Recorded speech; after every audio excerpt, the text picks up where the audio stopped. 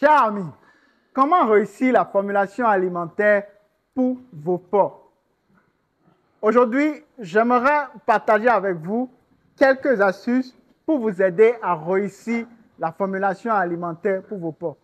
La formulation alimentaire est l'une des étapes clés pour réussir, pour garantir le succès dans l'élevage de porcs. Parce que l'alimentation est la base de tout élevage rentable, de tout élevage porcin rentable. Et si vous souhaitez aussi être rentable dans cette activité, vous devez vous donner tous les moyens nécessaires pour y arriver. Et parmi tous ces moyens, il y a principalement la formulation alimentaire. Si vous ratez la formulation alimentaire de vos sujets seront mal nourris et ils auront du mal à se développer et vous ne pourrez pas atteindre vos objectifs de croissance, vos objectifs de poids et au final, votre investissement partira simplement en fumée. Pour éviter des pertes et des résultats décourageants, aujourd'hui, je vais vous donner les clés nécessaires pour réussir la formulation alimentaire pour transformer complètement votre élevage de porc. Sans plus tarder, nous allons rentrer dans le sujet. Pour réussir la formulation alimentaire pour vos porcs, la première des choses à faire, c'est de comprendre les besoins nutritionnels de vos sujets. Oui, c'est la première étape indispensable pour cette formulation parce qu'on ne peut pas répondre à un besoin qu'on ne connaît pas. C'est comme un médecin qui essaye de soigner un malade sans connaître ce dont souffre le patient. Vous ne pouvez pas régler les problèmes alimentaires de vos porcs si vous ne connaissez pas du tout leurs besoins. Donc, ça, c'est une étape vraiment indispensable et il convient d'analyser réellement cette étape pour être sûr de bien faire les choses. Pour connaître les besoins nutritionnels de vos sujets, de vos porcs, ce n'est rien de sorcier. D'accord? Les besoins nutritionnels d'un porc varient en fonction de beaucoup de paramètres. Il y a la catégorie, quand je parle de catégorie, je parle notamment de l'âge ou de l'état physiologique. Par exemple, les porcelets n'ont pas les mêmes besoins nutritionnels que les porcs en pleine phase de croissance. D'accord? Il en est de même pour les truies gestantes et les truies allaitantes. Leurs besoins nutritionnels sont carrément différents des porcelets ou des porcs en croissance. Et si vous ne tenez pas compte de ces détails-là, pour pouvoir comprendre les besoins nutritionnels de vos sujets, vous risquez de donner une alimentation inadaptée, ce qui aura pour conséquence le retard de croissance de vos sujets et l'inefficacité de votre alimentation. D'accord? Et même dans certains cas, il y a des risques de mortalité parce qu'on suppose qu'un porcelet ne doit pas consommer des aliments destinés à un porc en pleine croissance. Parce que son système digestif, par exemple, n'est pas adapté aux aliments adaptés que l'on donne d'habitude aux porcs en pleine croissance. Donc, c'est des détails qui peuvent sembler banals, mais au fond, ça peut vous créer beaucoup de problèmes. Donc, veillez à mieux comprendre les besoins nutritionnels de vos sujets, d'accord? Et pour comprendre les besoins nutritionnels de vos porcs, il faut notamment tenir compte de leur âge et de leur état physiologique. Quand je parle d'état physiologique, c'est notamment si la truie, par exemple, elle est gestante ou allaitante ou pas. Donc, tous ces détails-là comptent. D'accord? En résumé, comprendre les besoins nutritionnels de vos porcs, c'est juste vous adapter à leur état physiologique et à leur âge. Vous pouvez vous-même chercher si vous n'avez pas encore les notions nécessaires par rapport à ça. Quand on prend un porcelet, on sait qu'un porcelet a besoin de tel nutriment, tel nutriment. Par exemple, un porcelet a besoin de plus de protéines. D'accord?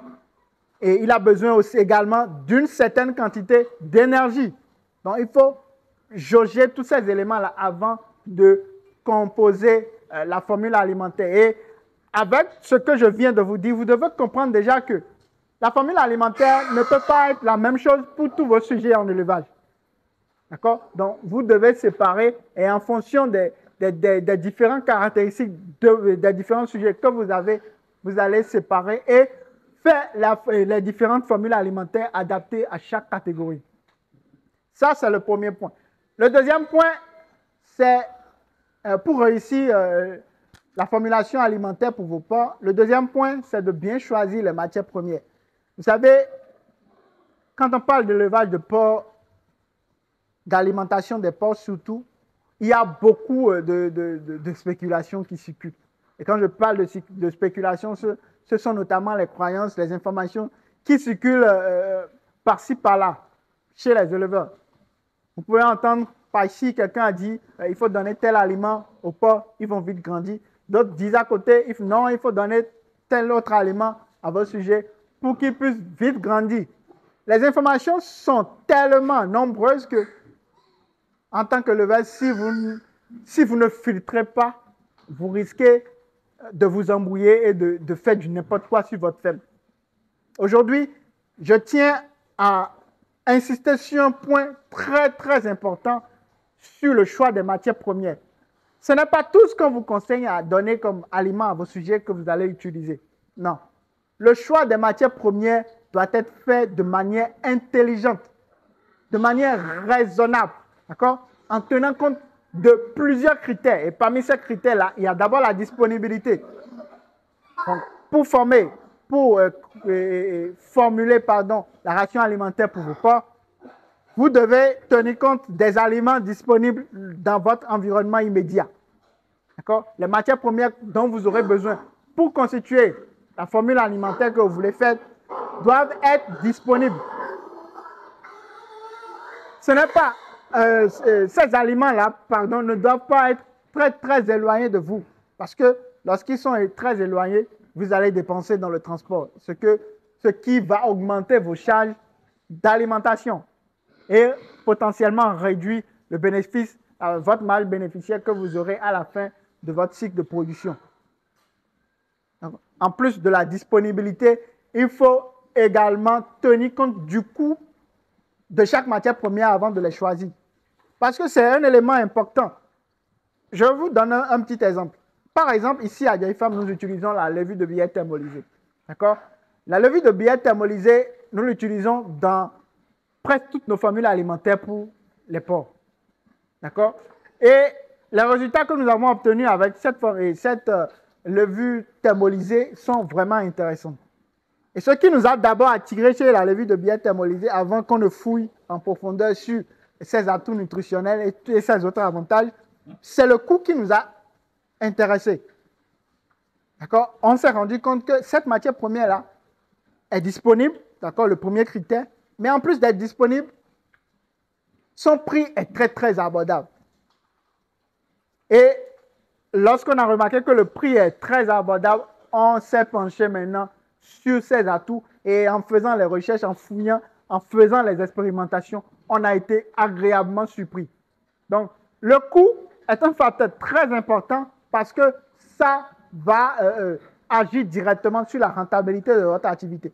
Si, par exemple, vous avez recensé des matières premières très intéressantes du point de vue nutritionnel, mais que le coût est très élevé, ce n'est pas intéressant pour votre élevage.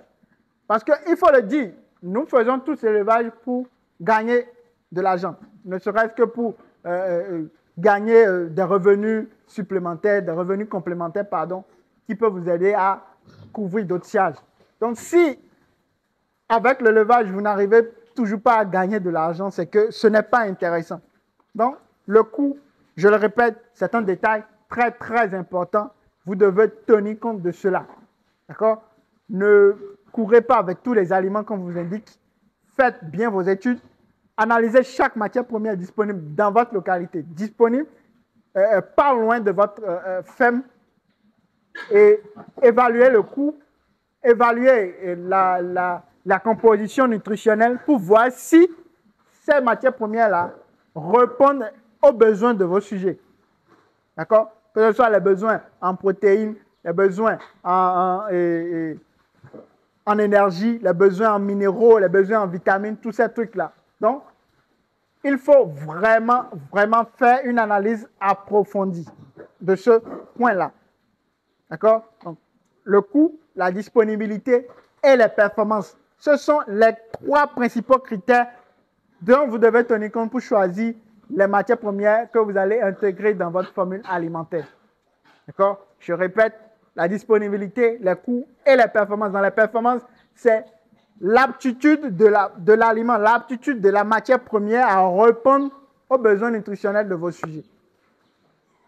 Et en dehors de ça, après avoir identifié toutes les matières premières qui correspondent à vos besoins en matière de coûts, les matières premières qui correspondent à vos besoins en matière de besoins nutritionnels, d'accord, qui cadrent réellement aux besoins de vos sujets. Et en ce qui concerne également les performances, que ce soit les performances de croissance et tout ça, vous regroupez tous ces éléments-là et vous choisissez les meilleures matières premières. Je vais vous donner par exemple quelques exemples d'aliments que vous pouvez intégrer dans une formule alimentaire pour vos porcs. Il y a par exemple le maïs. Le maïs, c'est une très bonne source d'énergie. D'accord? Et le maïs est disponible. En tout cas, ici, nous sommes au Bénin. Le maïs est disponible aussi de manière générale en Afrique. D'accord? Et à un prix très intéressant. Donc, vous pouvez l'intégrer dans votre formule alimentaire. Il y a également le soja, les tourteaux de soja torréfiés. D'accord? C'est également disponible chez nous.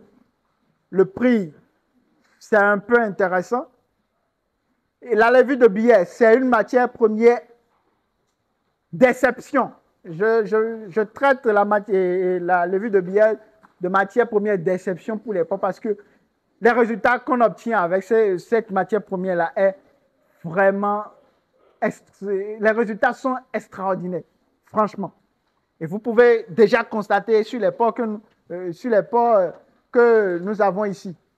Tous ces porcs-là consomment les aliments que nous avons conçus à base de levure de billet. Je tiens à préciser que ce n'est pas uniquement la levure de billet thermolysée que nous utilisons. On associe ça à d'autres aliments, d'accord, comme le maïs, le sel, les mélanges de vitamines, etc. pour que quand même la formule alimentaire soit équilibrée. L'objectif, c'est de donner une formule alimentaire vraiment équilibrée qui répond aux besoins nutritionnels, qui répond à tous les besoins nutritionnels de vos porcs. Donc, c'est très intéressant. C'est très important, ces détails-là. Et pour finir, je tiens à préciser que lorsque vous avez rassemblé, lorsque vous avez pu identifier toutes les matières premières que vous voulez faire maintenant la formule alimentaire, lorsque vous avez préparé tous les différents aliments, tous les composants de la formule, assurez-vous de bien mélanger. D'accord? Bien mélanger pour que le mélange soit vraiment homogène. Parce que c'est l'homogénéité qui va vous permettre de satisfaire tous vos sujets. Si le mélange n'est pas parfaitement homogène, certains sujets vont consommer une partie des aliments et ne pas consommer d'autres parties des aliments. Et on aura à la fin des problèmes de carence nutritionnelle, ce que nous ne voulons pas. Donc, il faut toujours bien mélanger et aussi toujours adapter la ration, la formule alimentaire à l'âge. Merci, chers amis, de m'avoir suivi. C'est tout ce que je voulais partager avec vous. J'espère que le contenu vous sera très utile. Restez câblés pour la prochaine vidéo. Merci.